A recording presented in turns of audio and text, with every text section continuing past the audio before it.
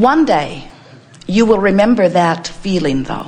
You will remember that since you are eternal, you never get it done. And since you are eternal and you never get it done, that means there must always be unfulfilled desires. There must always be those desires that have just hatched within you, that are in the process of becoming, that are powerful vibrational points of attraction, that are amassing and gathering unto themselves, even though you're not quite vibrationally up to speed with them. Sort of like a sculptor begins with his clump of clay, and for quite a long while it's a clump of clay. It takes some vision and some shaping and some action, but mostly it takes a belief that the clump of clay can become the vision in his mind. And it is that holding to the vision that makes the clump of clay become the vision in his mind. In other words, if he gets focused on the clump of clay remains a clump of clay. If he says to everyone, "Oh yeah, I've got this ugly old clump of clay. It's supposed to be something beautiful, but look at it. It is an ugly old clump of clay." And they say, "Well, why?" And he says, "Well, it's just the way it is. It's as long as I've known it, it's just been this ugly old clump of clay." And of course that's ridiculous, because the sculptor has a vision in his mind, and he means to mold the clump of clay to match the vision in his mind. And that's what you are doing as creators. Only your clay is the vibration that surrounds you. Your clay is the thought and the way the thought feels. That's your molding of the clay mechanism. But you must focus upon the vision, and when you do, everything that you are about begins to match the vision. It's just the way it is. You may have been hearing us say that there are 3 steps to the process. Step 1 is you must ask, and of course the asking comes easily from you because the contrast extracts it from you. The contrast causes constant preferences to be born within you. And these preferences shoot out of you vibrationally like rockets. We say that because they happen sharp and fast. Rockets of desire shoot out of you, and in the moment that a preference or a desire is born within you, even if you don't speak it in your words, Source agrees with your new preference. The evolution of the species, the evolution of all species, is about that. Think about what that means. You are source energy, you know that? Here in these physical bodies, out here on this leading edge of thought, having new exposure to new experience, and you, in your wisdom and in the eye of Source, in other words, Source sees you as brilliant creators on the leading edge who wisely get to choose what's best for you. Not what's best for everybody else on the planet, not what's best for your entire species or for your world, what's best for you. Even the cells in your body are choosing what is individually best for each of them. And Source, because it understands the system so well and understands the perfection of the individual getting to choose for self, agrees every time you choose. Now, it's important that you understand what we mean by choosing, because we're not talking about the words that you use. We're talking about standing in a situation where someone is rude to you, where you choose, whether you offer words or not, that you would like to be treated nicer. Or in a moment when you are rude to someone, where in that moment you choose that you would like to treat them nicer, or that you would like them to respond better to what you are offering. When you are sick, you choose wellness, whether you know that you do or not. When you don't have enough money, you choose more money. When you are confused, you choose clarity. You do. We know you do, because we know the way the contrast works. So whether you put words to it or not, friends, you are choosing, and from the perspective of Source, you are choosing not just wisely, but perfectly for you. And it is seen to be so perfect that in the moment of your choice, big, small, broad, narrow, no matter what the choice is about, Source agrees with you instantaneously. So step 1, your choosing and Source answering happen in that moment. And that is one point of what we're going to talk all day here about, the 2 points of vibrational relativity. That's one point. What you want and Source's agreement with that. Now, to help you understand what we're getting at here, before any choice or guidance can accurately be given, you have to know where you are in relationship to where you want to be. The guidance systems in Jerry and Esther's vehicles operate that way. The systems with the satellites in the sky and the antennas on the roof and the computers in the bus, the systems know where they are. Point one of the vibrational relativity. Then they program in where they want to go. And now Magellan, or in this case Pioneer, there are many of them that are out there, calculates the route between where they are and where they want to be. Magellan says, please proceed to the highlighted route. And if they diverge from the route, Magellan says, please return to the highlighted route, please return to the highlighted route, please return to the highlighted route. Because she can tell, it's a woman's voice, the man's voice was far too bossy. She can tell that they are not on the route that has been calculated to be the best route from where they are to where they want to be. Well, you have the same guidance within you. You banged around in contrast and you gave birth to a rocket of desire, which is what you want. And now you are offering comments, thoughts, observations, vibrations about something where you are. So if you have launched rocket after rocket after rocket after rocket, and you have of desire for money, and you have desire for money, and you are complaining about not having enough money, your Magellan is saying, please return to the highlighted route. Because that emotion that you feel that you would call disappointment or discouragement or fear or worry is your indicator that you're not even close to the vibrational frequency of the desire that you have given birth to, that Source is in utter agreement with.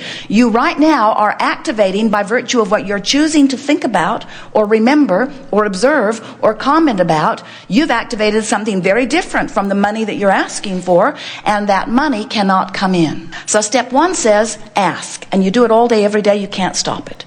Step two says Source will answer. Source answers all day, every day, never stops. Step three is you must be a vibrational match to what you're asking for. You have to let it in.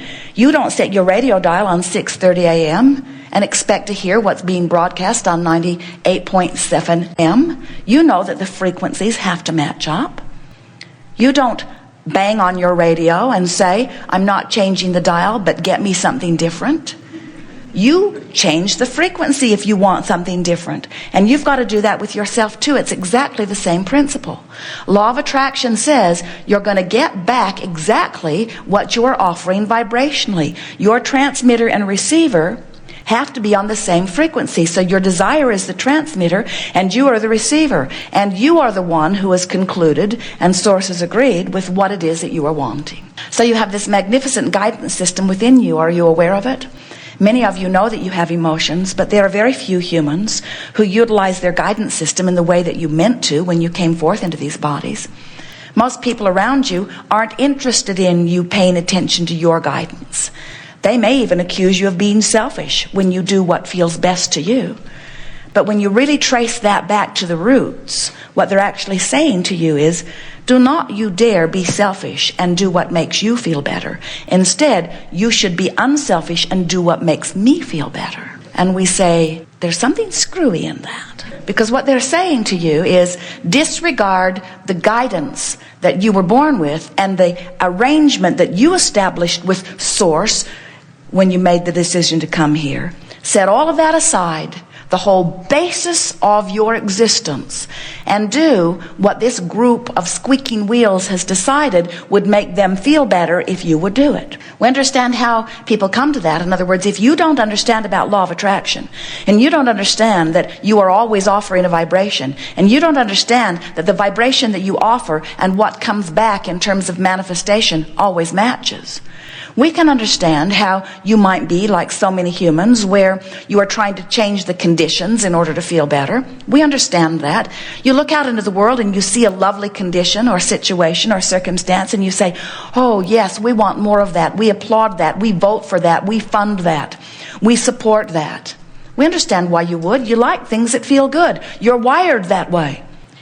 And so it's not hard to understand why, when you look at something you don't want and it makes you feel awful, that your logic would say, we need to do something about changing that circumstance. But the problem with that is you don't get to choose the circumstances for others. That's outside your creative license. And so when you say to anyone, a stranger or a mother or a daughter or a son or a lover, you're making me feel bad. You need to change your behavior so that I can feel better. You have disempowered yourself, and you've put both of you in a terrible trap, because you are saying, you need to be different than you are so that I can feel better. And if there are more than 1 or 2 or 3 or 4 or 5 of them in your life, like hundreds or thousands or millions or billions, now you are in such deep trouble, because they don't really want to do what you want them to do. They're not wired that way either. You are all selfishly wired to align with your source. And we promise you, you will never be in alignment with source and do something that is detrimental to you or anyone else. Any behavior that harms another always comes from a place of your disassociation or disconnection, too strong a word, but not allowing your full connection to who you are. When you are aligned with source, you are thriving. And it is only in some misalignment with source that you do not thrive. So there's not a source of evil. There's not a source of sickness. There is only a source of well-being, which you are allowing or not. You're either in alignment with the well-being that is your legacy, or you're not. And if you are in alignment with it, you can feel that you're on track. Your guidance is giving you joy and appreciation and love and passion and eagerness and vitality. Your emotional guidance system is letting you know that you're thriving.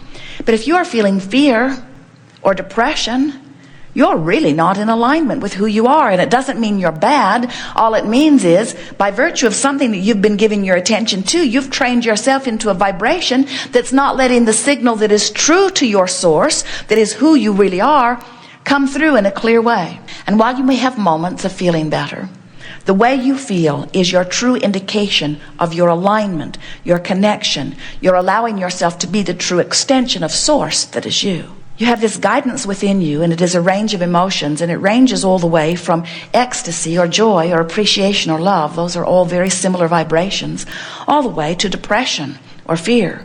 Those are very similar vibrations. And on the end that feels wonderful is your perception of power, empowerment, freedom. And on the end that feels awful is your perception of disempowerment or lack of power. Don't you know that? Don't you know that viscerally when you think about it? Think about the emotion of fear. And isn't it about your believing that something is happening, that it's going to cause you to feel awful and you not be able to do anything about it? Isn't that the basis of fear? Isn't that the best description of fear you've ever heard? And when you think about fear, and then you think about being angry instead of afraid, wouldn't you choose anger every single time? And isn't that because in anger you have reclaimed some of your power? Don't you feel more powerful in anger than you do in fear? So what we're wanting to point out here to you today is that fear and depression are the most disempowering feeling emotions that you can feel. And they are all about you looking at something that is causing you to believe that you are powerless. Now, when you get mad about it, you've taken some of your power back. And so go home and tell everyone you know that you met this brilliant teacher who comes to you from source. Don't tell them that, it will upset them. Who is coaching you into anger. But then be careful to tell them that Abraham only coaches you into anger if you're depressed or afraid. If you're frustrated, we would never coach you into anger. It's going the wrong way on the emotional scale, isn't it? So which feels worse, fear or anger? Clear, isn't it? Which feels worse, fear or revenge? Which feels worse, revenge or anger? We didn't hear you. Revenge. Revenge is a worse feeling emotion than anger. And are there degrees of anger, some that feel worse and some that feel better? And which feels worse, anger or frustration? All right, now we could speak this more positively. Which feels better, fear or revenge? Which feels better, revenge or anger? Which feels better, anger or frustration? Which feels better, frustration or fear? We're just wanting to see if you're paying attention. Which feels better, frustration or hope? Which feels better, hope or belief? Which feels better, believing something or knowing it? Which feels better, Loving someone or worrying about someone. Well, we're done here. They understand.